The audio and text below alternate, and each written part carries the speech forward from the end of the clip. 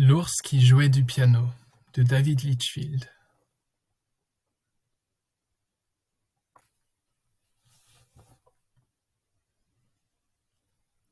Ce matin-là, au cœur de sa forêt, l'ours découvre une chose étrange, très étrange. Qu'est-ce que c'est que ça? Se demanda-t-il.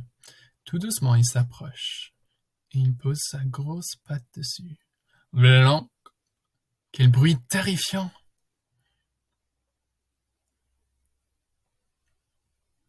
L'ours s'en va, méfiant. Mais le jour suivant, il revient. Puis le jour d'après.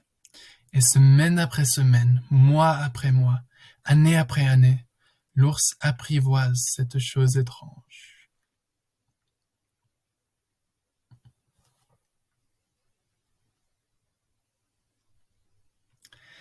Les sons qui en sortent sont de plus en plus beaux. L'ours est si heureux lorsqu'il joue. Son esprit vagabonde au-delà des arbres, au-delà des nuages. Très vite, tous les ours de la forêt sont attirés par ces sons enchanteurs. Ils sont chaque soir de plus en plus nombreux à venir écouter l'ours jouer. Et un jour, arrivent de nouveaux spectateurs. Une petite fille et son papa. Quand l'ours a fini de jouer, il court le féliciter. « Tu es un merveilleux pianiste !» s'écrie-t-il. L'ours apprend enfin le nom de cette chose étrange. Un piano. « Viens avec nous, dit la petite fille. En ville, tu joueras devant des centaines de personnes. Ce sera formidable, tu verras. Tes poils se dresseront sur tes bras. » L'ours hésite. Saura-t-il vivre loin de la forêt, loin de ses amis? L'ours réfléchit. Quelle chance ce serait de partir vers de lointains horizons, de découvrir d'autres musiques, de jouer encore mieux. Et il prend une grande décision. Il embarque pour une nouvelle vie. L'ours devient la coqueluche de la ville. Son nom s'étale en très gros sur les affiches. Il donne ses concerts à guichets fermés. Il joue avec une telle passion, une telle grâce, que chaque soir, le public se lève et applaudit à tout rompre. Les albums de l'ours se vendent à des milliers d'exemplaires. Il gagne les plus belles récompenses. Partout où il va, il fait la une des journaux.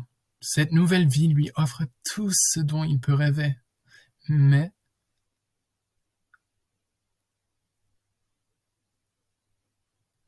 au plus profond de son cœur, l'ours sait qu'il lui manque l'essentiel. Sa forêt lui manque. Sa maison lui manque. Ses amis lui manquent. Alors l'ours prend une grande décision. Il quitte la ville et traverse le fleuve. Fou de joie, il retrouve sa chère forêt.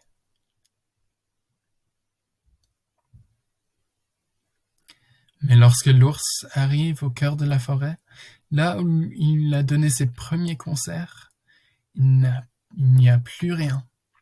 Plus de piano pour jouer. Plus personne pour l'écouter. L'ours est inquiet. Ses amis l'ont-ils oublié? Sont-ils en colère parce qu'il les a quittés?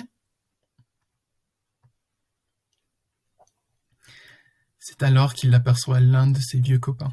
« Bonjour, je suis de retour, dit l'ours. Vous m'avez tant manqué. » Sans dire un mot, son vieux copain s'enfuit.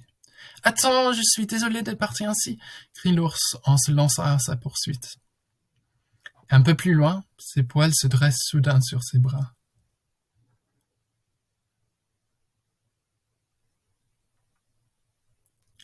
Son merveilleux piano est là. L'ours n'en revient pas. Ses amis ne l'ont pas oublié. Ils ne sont pas en colère, ils sont fiers. L'ours sait maintenant que quoi qu'il fasse ou où qu'il aille, il pourra toujours compter sur eux.